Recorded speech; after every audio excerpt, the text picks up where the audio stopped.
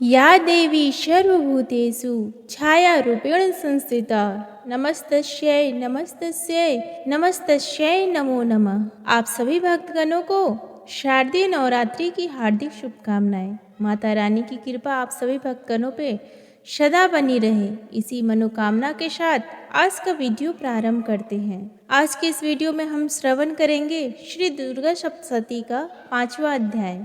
इस अध्याय में देवताओं द्वारा देवी के स्तुति, चंड मुंड के मुख से अंबिका के रूप की प्रशंसा सुनकर शुंभ का उनके पास दूत भेजना और दूत का निराश लौटने का वर्णन है।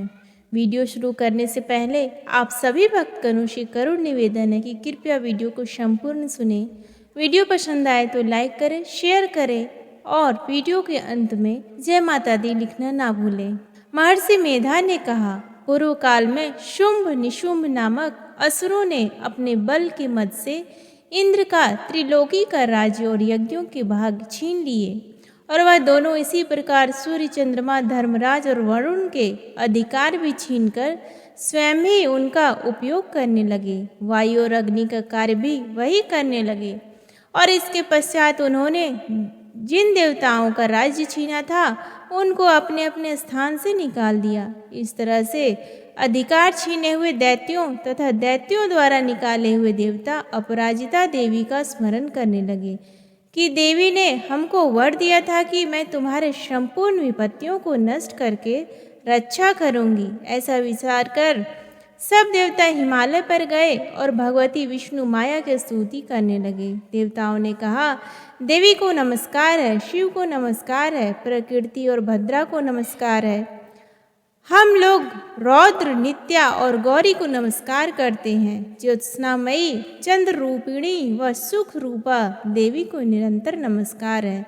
शरणागतों का कल्याण करने वाली वृद्धि और सिद्धि रूपा देवी को हम बार बार नमस्कार करते हैं। और नैऋति राजाओं की लक्ष्मी तथा सर्वणी को नमस्कार है। दुर्गा को दुर्ग स्थलों को पार करने वाली दुर्ग पारा को सारा सर्व कारणि ख्याति कृष्ण और धूम्र देवी और को सदैव नमस्कार है। अत्यंत सौम्य तथा अत्यंत रौद्र रूपा को हम नमस्कार करते हैं, उन्हें हमारा बारंबार नमस्कार है। जगत की आधारभूत कृति देवी को बार बार नमस्कार करते हैं। जिस देवी को प्राणी मात्र विष्णु माया कहते हैं उसको नमस्कार है, उसको नमस्कार है, उसको नमस्कार है। जो देवी संपूर्ण प्राणियों में चेतना कहलाती है उसको नमस्कार है, उसको नमस्कार है, उसको नमस्कार है। जो देवी संपूर्ण प्राणियों में बुद्धि रूप से स्थित है उसको नमस्कार है, उसको नमस्कार है, उसको नमस्कार है। जो देवी सब प्राणियों में निद्रा रूप से विराजमान है उसको नमस्कार है, उसको नमस्कार है, उसको नमस्कार है। जो देवी संपूर्ण प्राणियों में क्षुधा रूप से विराजमान है उसको नमस्कार है, उसको नमस्कार है, उसको नमस्कार है।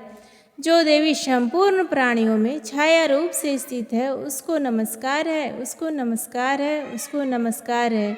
जो देवी सब प्राणियों में शक्ति रूप से स्थित है उसको नमस्कार है, उसको नमस्कार है, उसको नमस्कार है।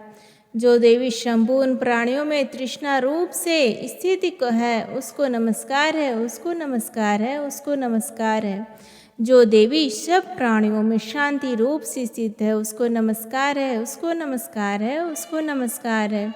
जो देवी सब प्राणियों में जाति रूप से स्थित है उसको नमस्कार है, उसको नमस्कार है, उसको नमस्कार है।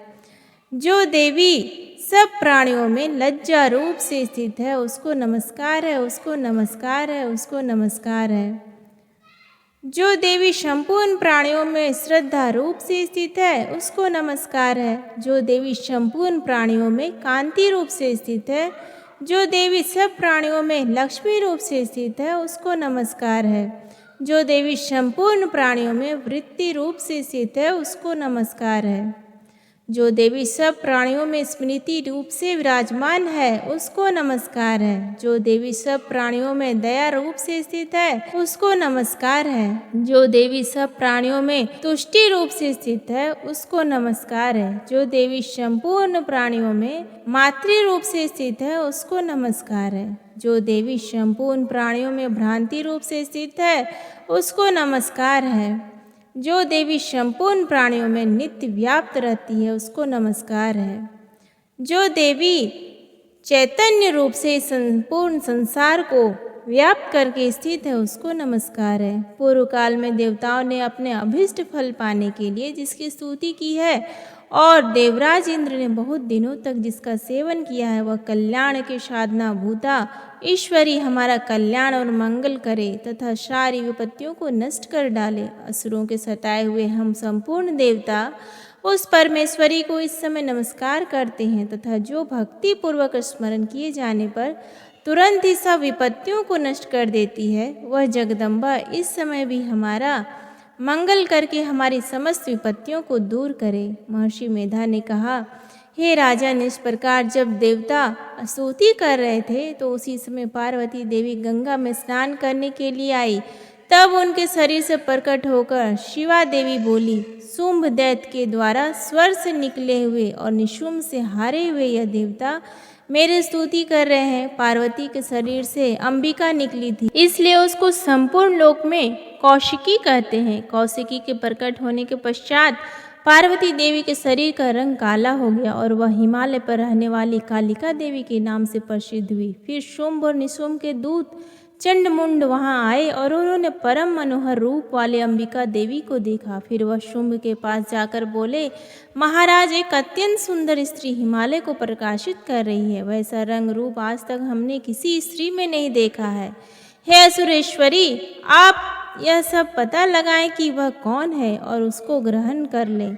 वह स्त्री स्त्रियों में रत्न है। वह अपनी कांति से 10 दिशाओं को प्रकाशित करती हुई वहाँ स्थित है, इसलिए आपका उसको देखना उचित है। हे प्रभु, तीनों लोकों के हाथी, घोड़े और मणि इत्यादि जितने रत्न हैं वह सब इस समय आपके घर में शोभायमान है। हाथियों में रत्न रूप ऐरावत हाथी और उच्चैश्रवा नामक घोड़ा तो आप इंद्र से ले आए हैं। हंसों द्वारा जुता हुआ विमान जो कि ब्रह्मा जी के पास था अब आपके पास है, और यह महापद्य नामक खजाना आपके कुबेर से छीना है। समुद्र ने आपको सदा खिले हुए फूलों की किंजलकिनी नामक माला दी है। वरुण का कंचन की वर्षा करने वाला छत्र आपके पास है। रथों में श्रेष्ठ प्रजापति का रथ भी आपके पास ही है। हे दैत्येंद्र, मृत्यु से उत्क्रांति नामक शक्ति भी आपने छीन ली है और वरुण का पास भी आपके भ्राता निशुंभ के अधिकार में है। और जो अग्नि में न जल सके ऐसे 2 वस्त्र भी अग्निदेव ने आपको दिए हैं। हे दैत्यराज, इस प्रकार सारे रत्न रूपी वस्तुएं आप संग्रह कर चुके, तो फिर आप यह कल्याणकारी स्त्रियों में रत्न रूप अनुपम स्त्री आप क्यों नहीं ग्रहण करते? महर्षि मेधा बोले, चंडमुंड का यह वचन सुनकर शुंभ ने विचारा कि सुग्रीव को अपना दूत बनाकर देवी के पास भेजा जाए। प्रथम उसको सब कुछ समझा दिया और कहा कि वहां जाकर तुम उसको अच्छी तरह से समझाना और एक उपाय उस करना जिससे वह प्रसन्न होकर तुरंत मेरे पास चली आए। भली प्रकार समझाकर कहना। दूत सुग्रीव पर्वत के उस रमणीय भाग में पहुंचा जहां देवी रहती थी। दूत ने कहा, हे देवी, दैत्यों का राजा शुंभ जो इस समय तीनों लोकों का स्वामी है, मैं उसको दूत हूँ और यहाँ तुम्हारे पास आया हूँ। संपूर्ण देवता उसकी आज्ञा एक स्वर से मानते हैं। अब जो कुछ उसने कहा है वह सुनो।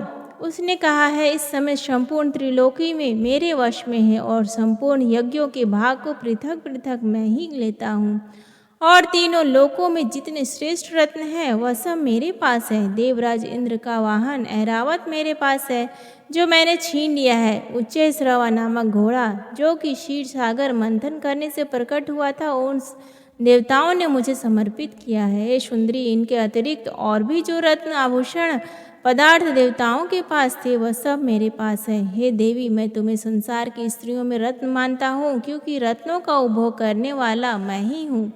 हे चंचल कटाओं वाली सुंदरी, अब यह मैं तुझ पर छोड़ता हूँ कि तू मेरे या मेरे भाई महापराक्रमी निशुंभ की सेवा में आ जाए। यदि तू मेरे वरेगी तो तुझे अतुल महान ऐश्वर्य की प्राप्ति होगी। अतः तुम अपनी बुद्धि से यह विचार कर मेरे पास चली आओ। महर्षि मेधा ने कहा, दूत के ऐसा कहने पर संपूर्ण जगत का कल्याण करने वाली भगवती दुर्गा मन ही मन मुस्कुराई और इस प्रकार कहने लगी, देवी ने कहा, हे दूत, तू जो कुछ कह रहा है वह सत्य है और इसमें किंचित मात्र भी झूठ नहीं है। शुंभ इस समय तीनों लोकों का स्वामी और निशुंभ भी उसी की तरह पराक्रमी है, किंतु इसके संबंध में मैं जो कुछ प्रतिज्ञा कर चुकी हूँ उसे मैं कैसे झुठला सकती हूँ। अतः तू मैंने जो प्रतिज्ञा की है उसे सुन। जो मुझे युद्ध में जीत लेगा और मेरे अभिमान को खंडित करेगा तथा बल में मेरे समान होगा वही मेरा स्वामी होगा। इसलिए शुंभ अथवा निशुंभ यहाँ आवे और युद्ध में जीतकर मुझसे विवाह कर ले।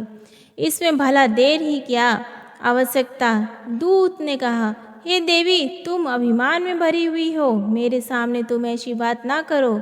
इस त्रिलोकी में मुझे तो ऐसा कोई दिखाई नहीं देता जो कि शुंभ और निशुंभ के सामने ठहर सके। हे देवी, अब अन्य देवताओं में से कोई शुंभ व निशुंभ के समान युद्ध में ठहर नहीं सकता, तो तुम जैसी स्त्री उनके सामने रणभूमि में ठहर सकेगी। जिन शुंभ आदि असुरों के सामने इंद्र आदि देवता नहीं ठहर सके, तो फिर तुम अकेली स्त्री उनके सामने कैसे ठहर सकोगी। अतः तुम मेरा कहना मानकर उनके पास चली आओ, नहीं तो जब वह तुम्हें केश पकड़कर घसीटते हुए ले जाएंगे तो तुम्हारा गौरव नष्ट हो जाएगा। इसलिए मेरी बात मान लो। देवी ने कहा, जो कुछ तुमने कहा ठीक है। शुंभ और निशुंभ बड़े बलवान हैं, लेकिन मैं क्या कर सकती हूँ क्योंकि मैं बिना विचारे प्रतिज्ञा कर चुकी हूँ। इसलिए तुम जाओ और मैंने जो कुछ कहा वह कह दो, सब आदरपूर्वक असुरेंद्र से कह दो। इसके पश्चात जो वह उचित समझे करे। प्रेम से बोलिए दुर्गा माता की जय। धन्यवाद।